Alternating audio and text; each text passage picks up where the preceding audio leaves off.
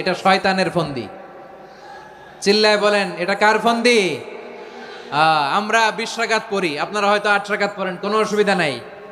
আমরা যারা 20 রাকাত আমরা পড়তেছি, আমরা 20 রাকাতের কথাই বলি, 20 রাকাত আমরা পড়বো আজীবন।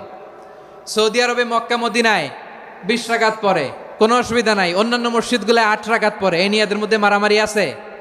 হ্যাঁ, এই জন্য রাকাত বিতর্ক এড়িয়ে চলবেন। প্রিয় ভাইয়েরা, আপনার আমল আল্লাহর কাছে কবুল হবে সংখ্যার বিচারে না উত্তমতার বিচারে? বলেন তো, সংখ্যার বিচারে না উত্তমতার বিচারে?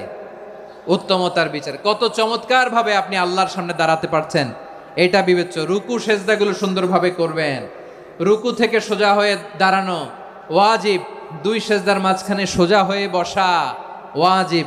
এই তাদিলুল আরকান বাদ দিলে হানাফি মাযহাব মতে সৌ সেজদা দিতে হবে, অন্য মাযহাব মতে নামাজই হবে না, আপনি নামাজই হবে না। এই জন্য ধীরস্থির ভাবে